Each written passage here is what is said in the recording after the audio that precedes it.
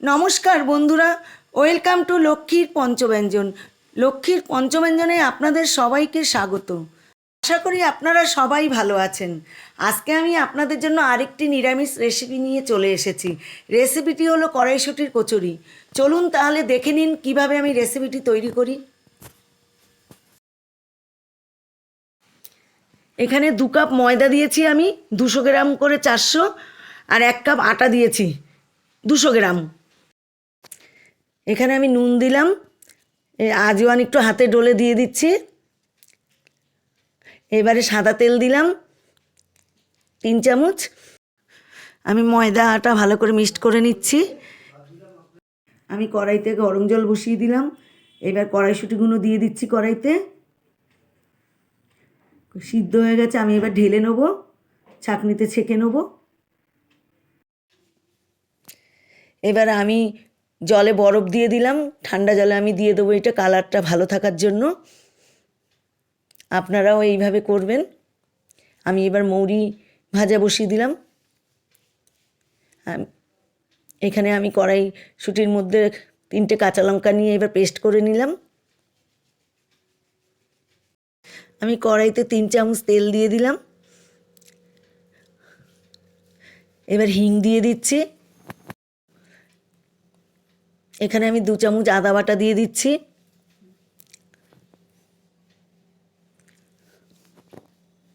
এবার আমি জিরের গুঁড়ো দিয়ে দিলাম 2 চামচ। একটু জল দিচ্ছি, ভালো করে কষিয়ে নেব মশলা। তারপরে কড়াইশুঁটি আর কাঁচা লঙ্কা একসাথে পেস্ট করেছিলাম, সেইটা দিয়ে দিচ্ছি। এবারে নুন দিচ্ছি স্বাদ অনুযায়ী। এবার আমি চিনি দিয়ে দিচ্ছি। আমি ভালো করে নেড়ে চেড়ে নিচ্ছি যেন নিচে না লেগে যায়। এবার আমি ভাজা মৌরির গুঁড়ো দিয়ে দিলাম। দেখেন কি সুন্দর জল শুকিয়ে গেছে। খুব ভালো করে শুকিয়ে নিতে হবে, আপনারাও এইভাবে শুকিয়ে নেবেন। দেখেন, আর যদি নরম থাকে তাহলে এই পুর লুচি বেলার সময় তাহলে বেরিয়ে যেতে পারে। এবার আমি তুলে নিচ্ছি, একটু ঠান্ডা করতে দিলাম। দেখুন কি সুন্দর সব শুকনো হয়ে গেছে।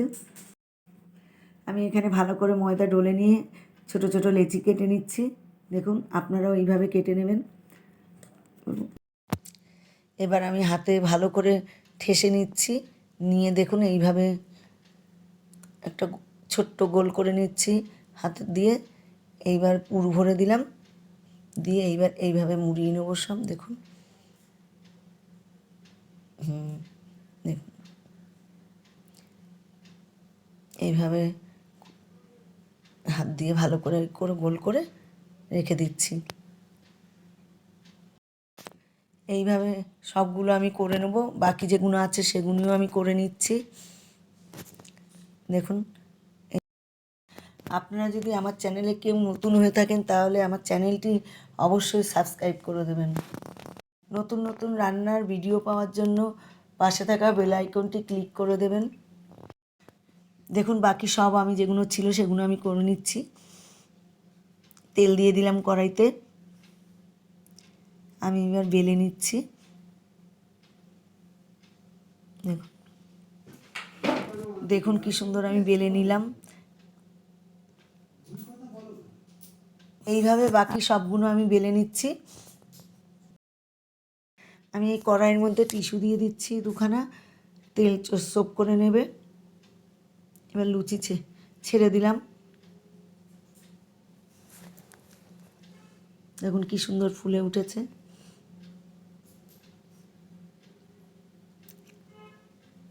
আমি এবার তুলে রাখলাম, আবার দিয়ে দিচ্ছি।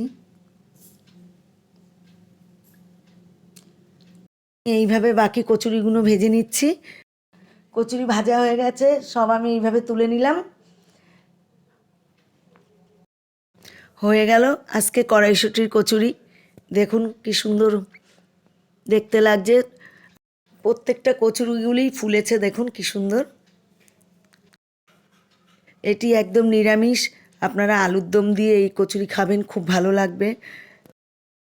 আমি একটা ছিঁড়ে দেখাচ্ছি, দেখুন ভিতরটা পুরো কি সুন্দর ছড়িয়ে গেছে। আমি আলুর দম দিয়ে সার্ভ করে দিলাম।